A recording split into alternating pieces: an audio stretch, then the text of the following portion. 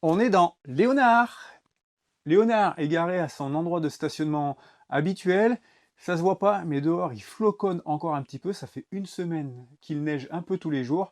Donc vous vous doutez bien que pour l'instant, il reste tranquillement au chaud, pas loin de notre maison. Vous l'avez compris si vous avez regardé la précédente vidéo, mes petits essais au niveau de changement de caméra n'ont pas été très concluants. Nous avons donc décidé avec Nat de retourner entièrement toute la vidéo de présentation intérieure de Léonard et ça commence maintenant.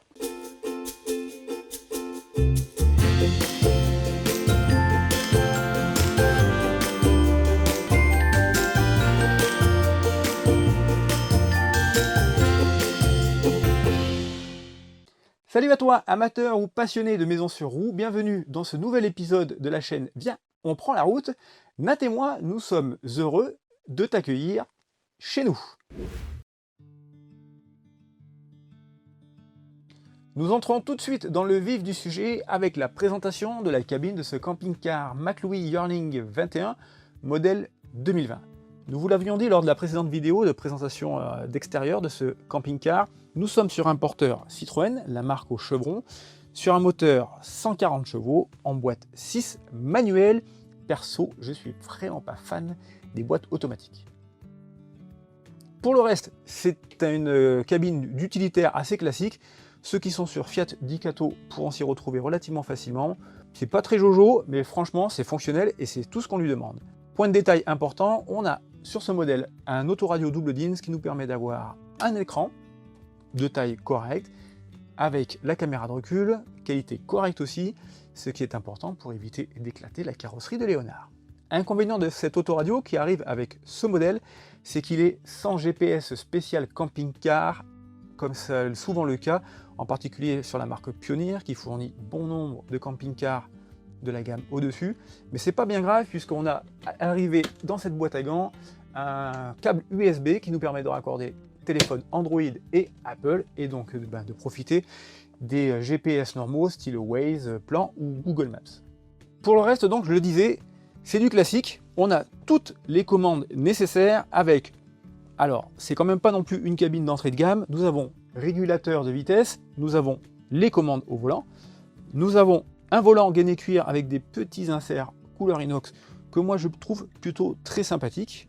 Nous avons capteur de pluie et d'obscurité.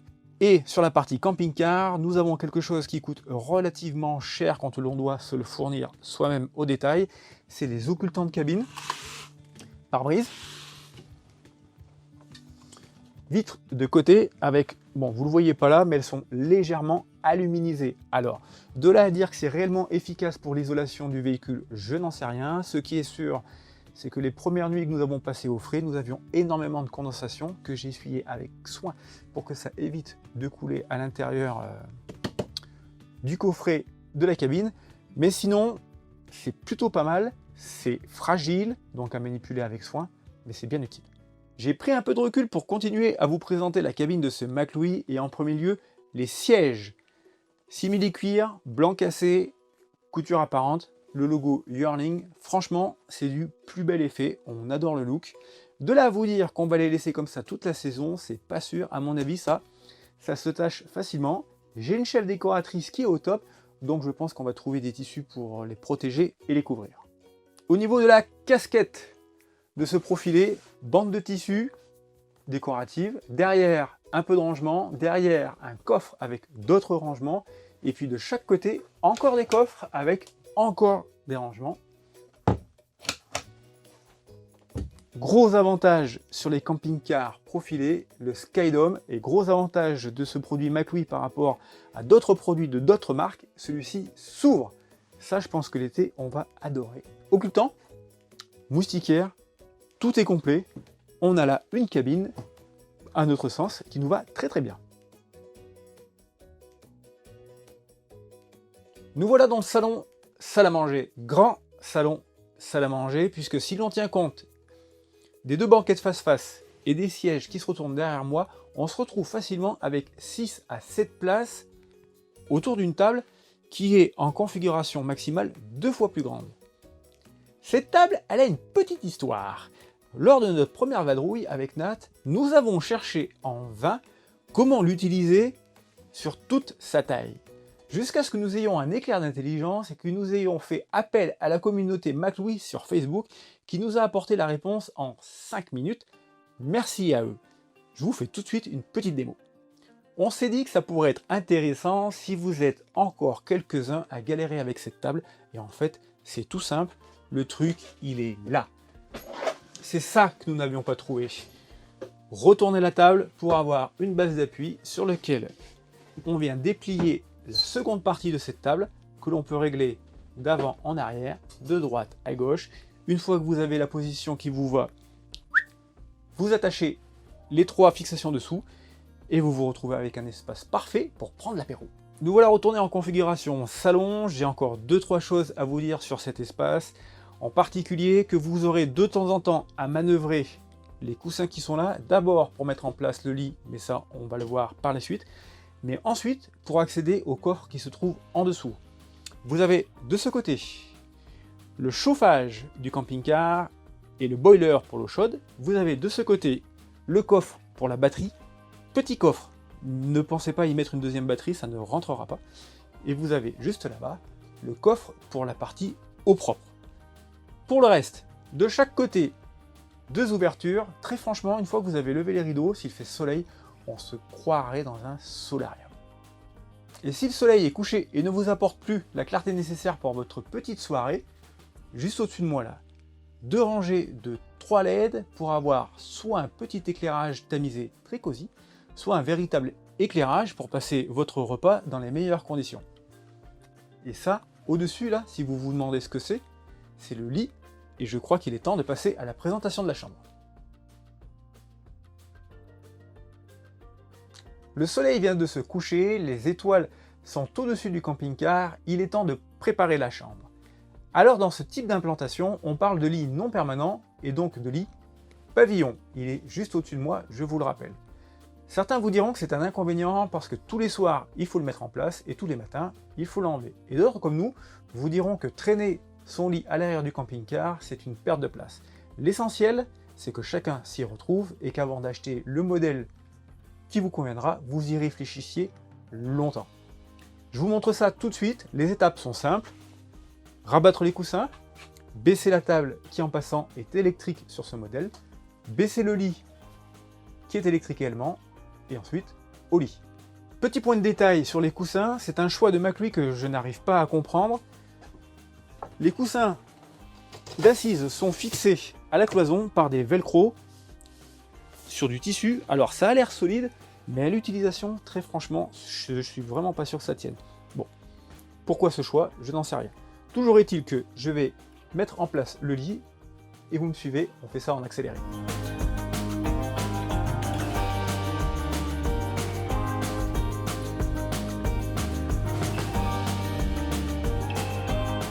Voilà, Léonard est en mode configuration nuit. Il ne vous reste plus qu'à profiter de ce lit qui est en passant un grand lit, 160 de large sur 190 de long, avec un petit décrochage au niveau des pieds pour vous permettre d'avoir accès en tout temps à la porte. Ça peut avoir son importance au niveau sécurité et confort. Au-dessus de nous, 2 LED tactiles qui peuvent vous servir de lumière de lecture, des rangements au-dessus, de chaque côté, et bien entendu, les 2 ouvertures de chaque côté ont des occultants qui vous permettent de dormir dans le noir. Je vous ai parlé de la chambre, mais je ne vous ai pas encore parlé de la chambre d'amis. Oui, dans ce 6,99 m, on a 4 couchages possibles. Le lit pavillon, donc, est ce qu'on appelle le lit dinette. L'idée, c'est tout simple. Ce lit-là, au lieu de les descendre tout en bas, c'est-à-dire à 80 cm sol, ce qui semble être à peu près la norme dans ce type de configuration, vous les mettez un petit peu plus haut, vous enlevez les coussins qui sont là, vous baissez un peu plus la table et vous la mettez sur toute la longueur. MacLouis fournit des coussins que vous pouvez disposer sur la table. Vous mettez ensuite l'échelle qui est fournie pour quand même vous permettre de monter dans le lit pavillon. Dessous là, on a en plus du sommet à latte 2 filets avec des attaches au niveau du plafond.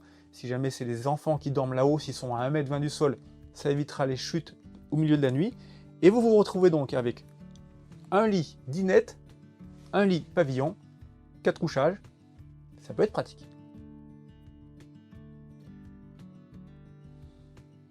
Avant de profiter de votre salon, il faut peut-être penser à mijoter des petits plats, et donc il est temps que je vous présente la cuisine. Très franchement, avec Nat, on trouve qu'elle est suffisamment grande. On a un grand plan de travail, un double feu qui prend juste la place qu'il faut, lavabo eau chaude eau froide, bien entendu, petit crochet, petite déco, une vitre ici pour protéger le mobilier des projections, une crédence qui décore l'ouverture avec bien entendu occultant et moustiquaire. Juste là, un accessoire qui pour nous tient plus du gadget, mais bon, on l'utilise pas, c'est la hotte. Elle fait du bruit, de là à dire qu'elle aspire, c'est pas sûr.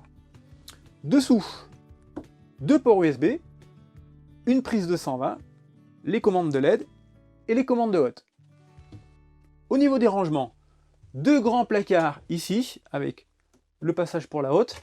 Sinon, on a pas mal d'espace. Tiroir, fourni sans range couvert, mais ça permet de mettre le vôtre. Effet frein, quand même. Hein. Un second tiroir. Un premier placard ici, avec au fond le boîtier de disjoncteur. Et un grand placard ici, où on peut mettre plein de choses, avec toutes les commandes de gaz, chauffe-eau, etc. On se retrouve dans un peu d'obscurité, c'est pas un problème de réglage de ma chef opératrice, c'est juste pour vous faire une petite démo des LED qui sont sur la cuisine et qui sont aussi en mode déco, c'est pas mal agréable, je vous montre ça. Vous voulez cuisiner, pas de souci, on a ce qu'il faut, le plan de travail est bien éclairé, on peut bosser. Vous voulez juste éclairer l'espace de vie, LED tactile, l'ensemble de cette partie est éclairé, c'est aussi très agréable. Vous voulez faire une petite soirée romantique, le fabricant italien qui pense à tout a placé là des petites rampes de LED qui donnent une ambiance romantique qui annonce une belle fin de soirée. Nous passons à la deuxième partie de la cuisine et vous l'aurez deviné, je vais parler du frigo. Grand frigo, 150 litres de capacité avec une zone froid, une zone classique pour ranger tout ce qu'il vous faut pour votre escapade. Frigo Trimix, c'est-à-dire qu'il fonctionne sur le 12 volts, sur le gaz et sur le 220.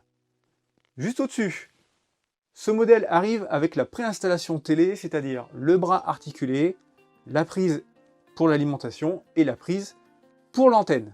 Cette partie de la cuisine se retrouve juste à côté de l'entrée. McLouis a mis un miroir de courtoisie pour ces dames, vérifier que tout est ok avant de sortir. Une rampe, une petite déco, très franchement, c'est plutôt sympa. On a accès à la porte tout de suite. Et point de détail au niveau de la porte, c'est ici, la poubelle. C'est du classique, on retrouve ça sur plein de modèles de camping-car. Nous, on s'en sert surtout pour ranger la balayette et les éléments d'entretien de Léonard. On passe au tableau de bord.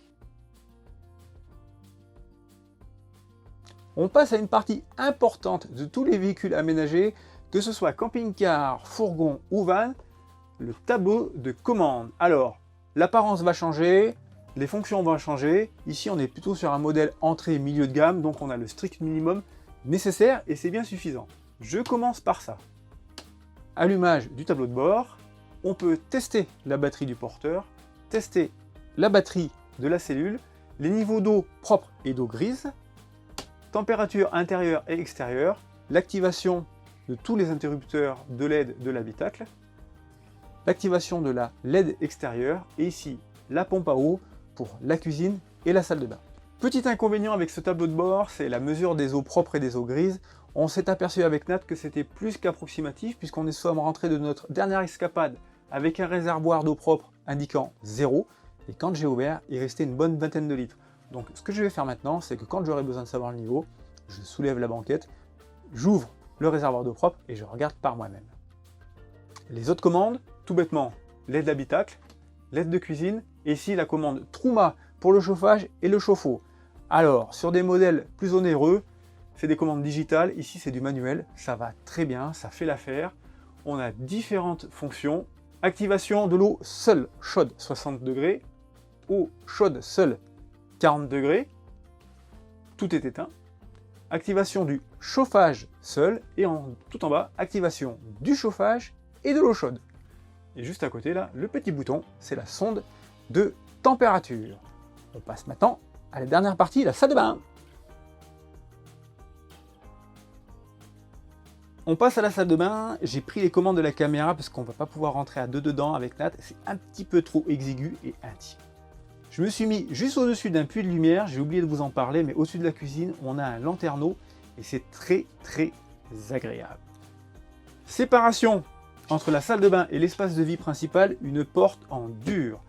Sur beaucoup de modèles, souvent, soit c'est du rideau plissé, soit c'est une cloison qui glisse à l'intérieur d'un encadrement.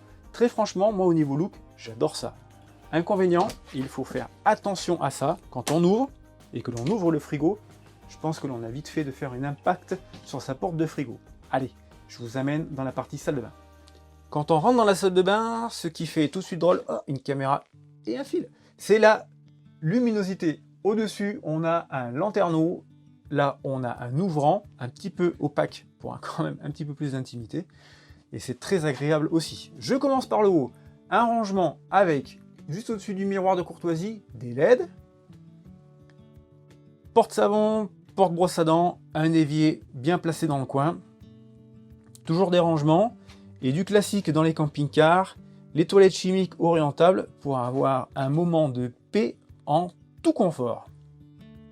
On est dans la partie douche. Grande douche avec une LED que j'ai allumée pour que vous puissiez la voir, puisque comme le lanterneau est au-dessus des WC, il n'y a pas d'autres lanterneaux dans la douche. Par contre, on a une évacuation pour l'humidité, et je ne vous l'ai pas montré tout à l'heure, on a également encore une LED tactile pour la soirée. Donc là, franchement, bon, c'est une douche avec un espace largement suffisant pour notre gabarit. Inconvénient toutefois, c'est le passage de roue qui ampute pas mal le bac à douche. Mais bon, si on ne fait pas 2,10 m, hein, on rentre facilement. Un avantage, 2 évacuations. Lorsque le camping-car est mal calé, c'est plus facile pour évacuer tous ces petits produits. Voilà, un porte-savon, eau chaude, eau froide, bien entendu. C'est très agréable de passer un moment là-dedans, même s'il ne faut pas oublier de compter les litres que l'on passe. C'est terminé pour cette salle de bain. On passe maintenant à la partie dressing. On attaque la dernière partie de la visite de ce McLouis Yearling 21 de Léonard, c'est le dressing, et vous allez comprendre pourquoi le véhicule fait 6,99 m. C'est juste immense. On profite de toute la profondeur de la soute, de toute la largeur du véhicule, pour offrir un espace qui permet d'emmener pratiquement ce qu'on veut. Des étagères, des tiroirs, un porte-cintre. Là, il y a de l'espace à n'en plus finir. C'est quand même un gros avantage quand on veut faire ses valises. Voilà, vous savez tout pour ce McLouis. On se retrouve à l'avant du véhicule avec Nat pour la conclusion. Voilà qui termine cette vidéo de présentation de Léonard. Vous étiez quelques-uns à nous la demander. J'espère qu'elle vous a plu, j'espère qu'elle vous donnera peut-être envie de trouver un véhicule comme celui-ci, ou même peut-être même celui-ci. En tout cas, nous, on s'est régalé à la faire. Et oui, on a passé un super week-end en amoureux avec Léonard, qui malheureusement s'achève déjà. En tout cas, on a été ravis de la partager avec vous. Si vous avez des questions au niveau du Yearling 21, n'hésitez pas à les poser en commentaire. On sera ravis de vous répondre, Phil et moi. En tout cas, dans la limite de nos connaissances actuelles limitées. Exactement. En attendant, il est temps de prendre la route. Demain, reprise du boulot. Surtout, prenez soin de vous. Bienvenue à bord et salut à tous.